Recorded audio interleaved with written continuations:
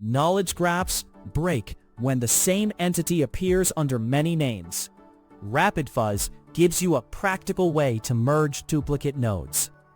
You'll learn the shape of a workflow that scores likely duplicate entities and merges them into cleaner graph nodes.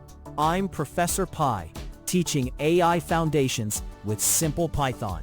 Knowledge graphs are powerful because they connect facts through shared entities. But when the same company, person, or product appears under multiple labels, the graph fragments. Queries return scattered links. Analytics double count. Entity resolution fixes that by collapsing equivalent nodes so relationships become meaningful again. Practitioners reach for this when matching tens of thousands of nodes or cleaning record linkages before downstream ML. A simple, fast string matcher is often the first and most practical step before you add heavy embedding or network models. Start with an intuitive idea. We want to decide which node names look like the same real-world thing. If two labels are nearly identical after lowercasing and trimming punctuation, they are likely duplicates.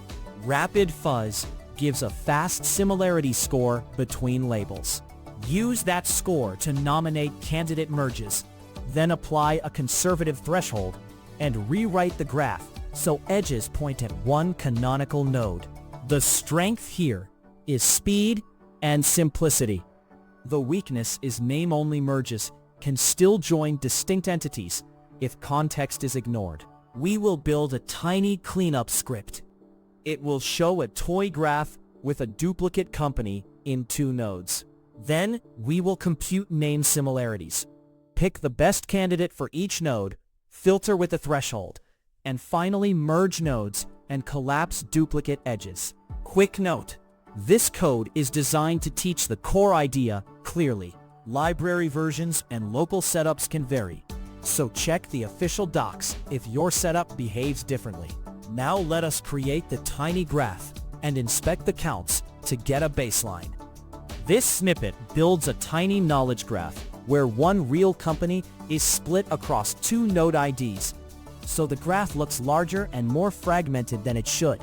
The nodes dictionary keeps each entity record keyed by ID, and edges is a simple list of links between those IDs.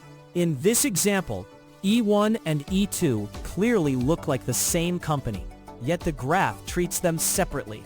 The visible output prints the starting node and edge counts, so you get a clear baseline before any cleanup.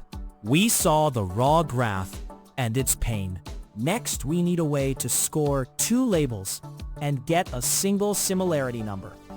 This code uses RapidFuzz to turn two entity labels into a single similarity score that reflects how close they look textually. It normalizes strings with processor equals utils default process to remove casing and punctuation differences, then uses fuzz.ratio to compare them. The variables left and right come straight from nodes, so the score ties back to actual records. A high score is only a strong hint, not proof, but the visible output shows the name similarity that makes E1 and E2 worth investigating. A single pairwise comparison is useful, but in real graphs, each node has many neighbors. We need a way to pick the best match from a list. This example uses RapidFuzz process.extract1 to find the single best candidate instead of testing pairs by hand. In cleanup jobs, each entity usually has many potential neighbors, so choices maps candidate IDs to their names, and extract1 compares the query name against all of them using fuzz.ratio and the same normalization. Because choices is a mapping, the return tuple includes the matched ID as best 2, letting us recover which node ranked highest. The visible output shows that top choice and its score, turning similarity into an actionable candidate. Ranking gives candidates, but you must avoid merging on low confidence. Introduce a gate that rejects weak matches.